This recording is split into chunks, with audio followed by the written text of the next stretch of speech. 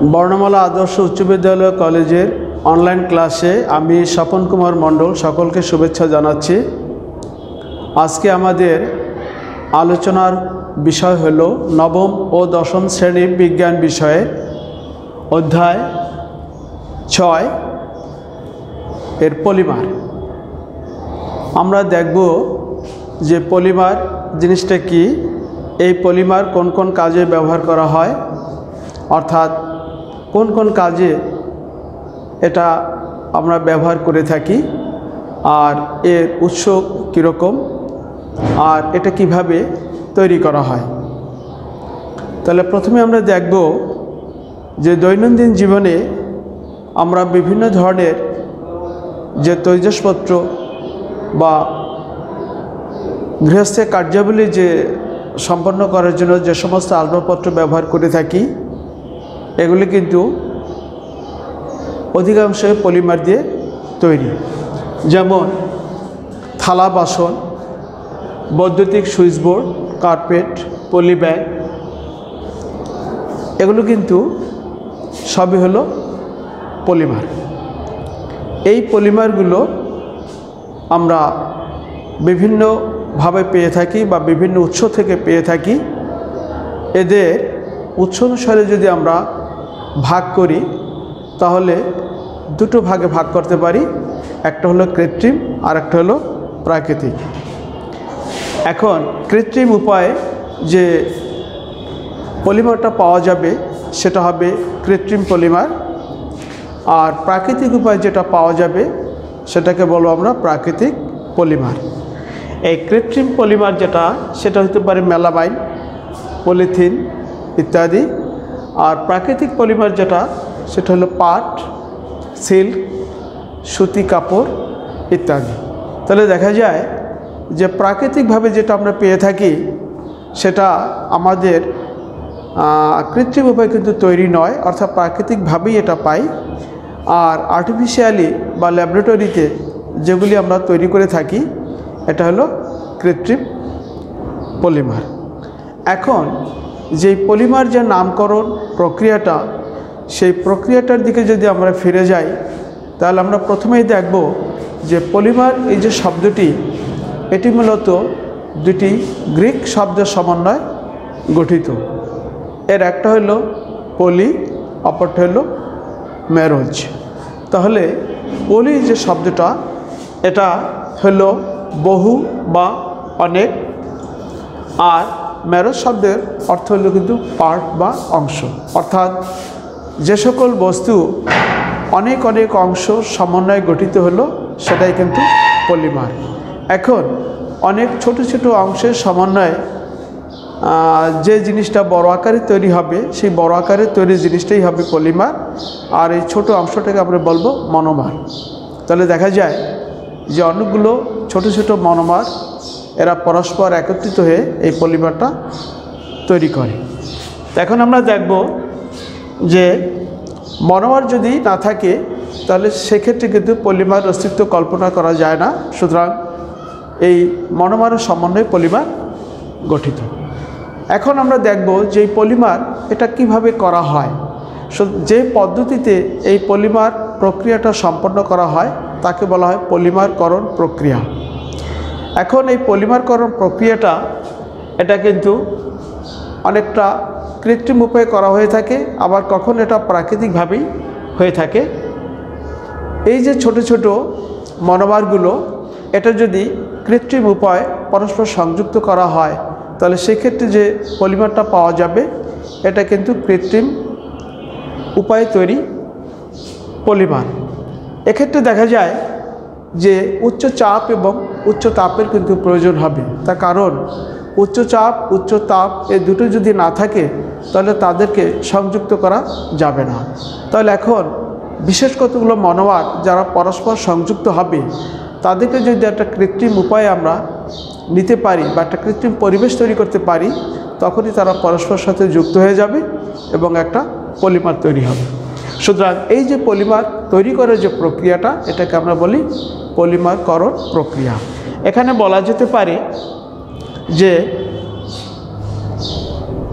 Polythene, এই যে polythene এটাকে যদি আমরা তৈরি করতে যাই তাহলে পলিথিনের যে মনোমারটা ইথিলিন, এটা একটা মনোমারের সাথে আর একটা মনোমার যদি যোগ করি, দুটো যদি হয়, তাহলে সেক্ষেত্রে দেখা যাবে যে মনোমার ডট মনোমার, অর্থাৎ এদের মধ্যে একটা বন্ধন তৈরি হলো।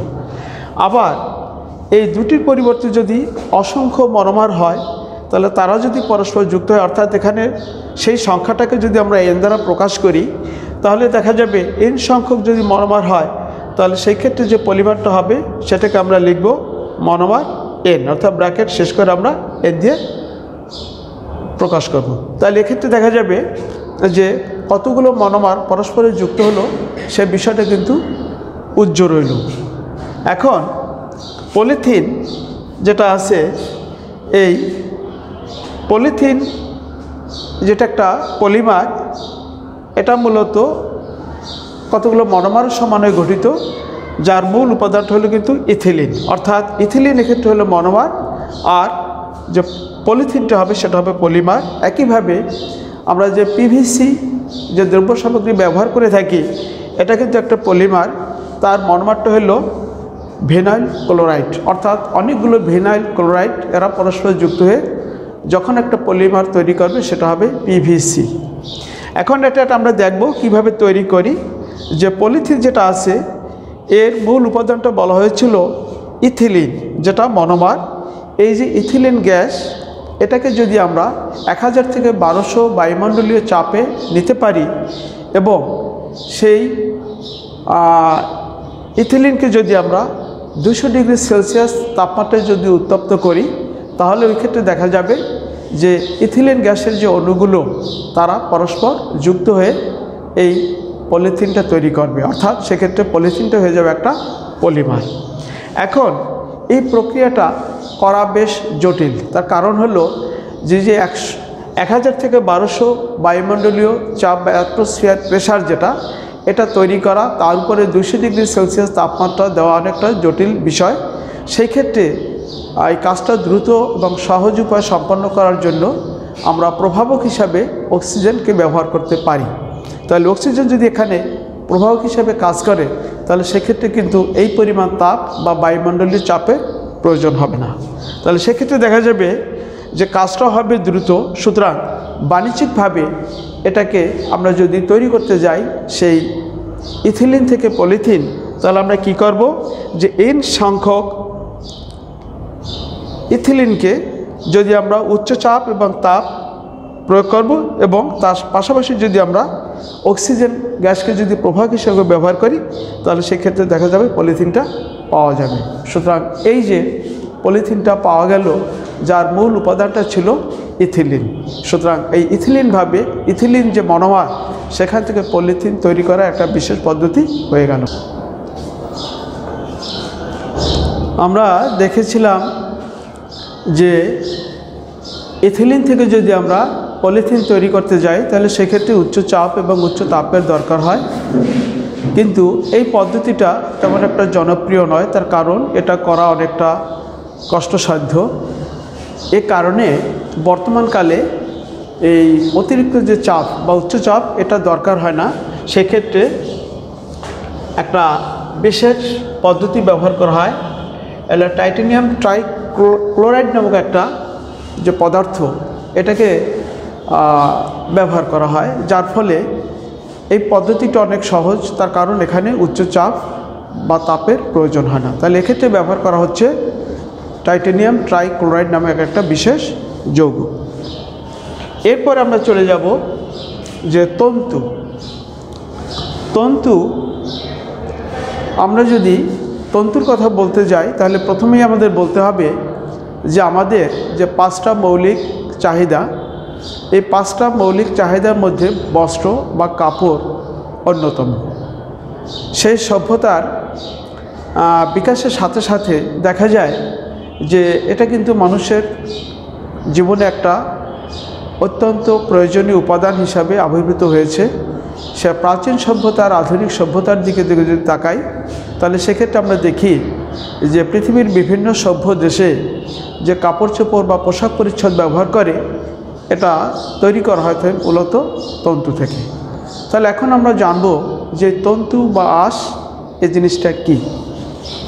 আমরা দেখব যে তন্তু এটা তৈরি হচ্ছে কিন্তু কতগুলো ক্ষুদ্র আঁশ থেকে, আবার এই ক্ষুদ্র আঁশগুলিকে একত্রিত করে তৈরি করা হচ্ছে সুতা।